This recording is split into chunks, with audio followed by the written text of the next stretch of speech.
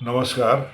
मी किशोर धारगळकर आणि आपण पाहतात धारगळकर मीडिया नेटवर्क. मित्रांनो, महाराष्ट्राचे काँग्रेसचे जे अध्यक्ष आहेत हर्षवर्धन सपकाळ यांनी शिवाजी महाराज आणि टिपू सुलतान यांची तुलना करून काँग्रेसकरता अजून एक मोठी, ज्याला आपण म्हणतो ना, खाई किंवा दरी ही निर्माण करून ठेवलेली आहे आणि येणाऱ्या काळामध्ये या दरीमध्ये कोलमडून किंवा पडून काँग्रेसचा नायनाट निश्चित होणार आहे महाराष्ट्रात तरी.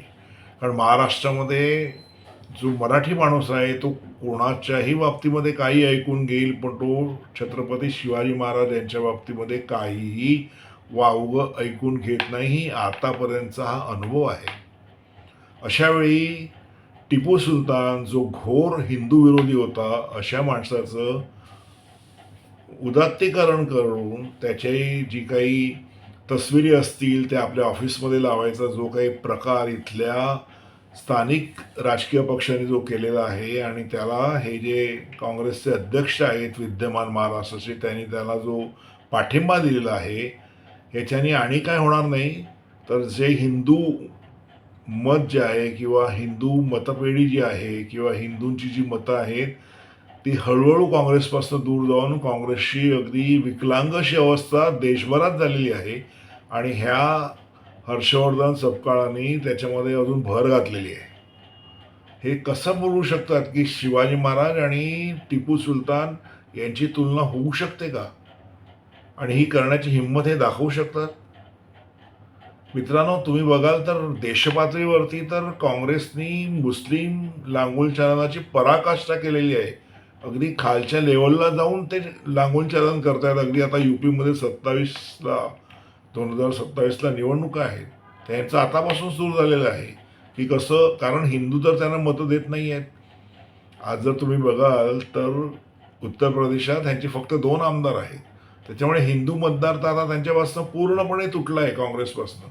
अशावेळी वाचलेला जो काही मुसलमान किंवा मुस्लिम मतदार आहे त्याला आपल्याकडे सांभाळून ठेवावं किंवा रिटेन करावं म्हणून काँग्रेसचे हे सपकाळांसारखे जे काही नतद्रष्ट माणसं आहेत ती प्रयत्न करतायत की कसंही करून हा जो काही गठ्ठा आहे, कारण मुसलमान नेहमी गठ्ठ्याने एकदा एक गठ्ठा मतदान करतात, तर हा एक गठ्ठा मतदार कुठेतरी आपल्या मागे यावा आणि आपल्याला काहीतरी जागा मिळावा असा आता प्रयत्न काँग्रेसचा देशभर चाललेला आहे. पण मित्रांनो, लक्षात ठेवा की जो जो व्यक्ती, जो जो पक्ष,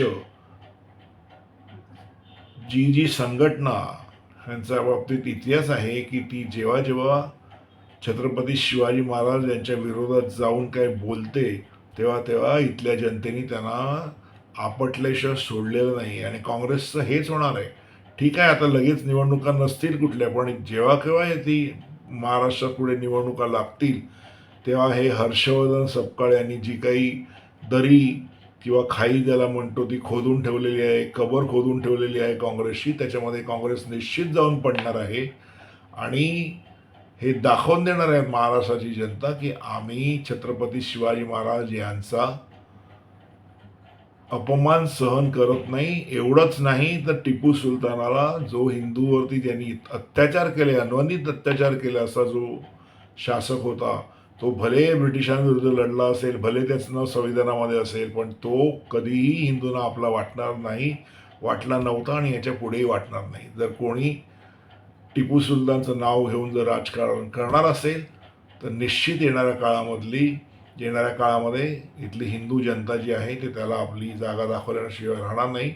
आणि मला असं वाटतं की भले हर्षवर्धन सपकाळांनी माफी मागितली असेल किंवा दिलगिरी व्यक्त केली असेल, तरी जी जनता आहे महाराष्ट्राची मराठी जनता, तो छत्रपती शिवाजी महाराज यांचा हा अपमान विसरणार नाही. आणि येणाऱ्या काळामध्ये काँग्रेसला त्याचा पुरेपूर जो काही भरपाई आहे ती करून घेतल्याशिवाय मराठी जो काही माणूस आहे किंवा मराठीची जनता आहे ती तो बदला घेतल्याशिवाय राहणार नाही, एवढं निश्चित. मित्रांनो, आज इथेच थांबतो. माझा व्हिडिओ जर तुम्हाला आवडला तर लाईक करा, शेअर करा, माझ्या चॅनलला सबस्क्राईब करा. धन्यवाद.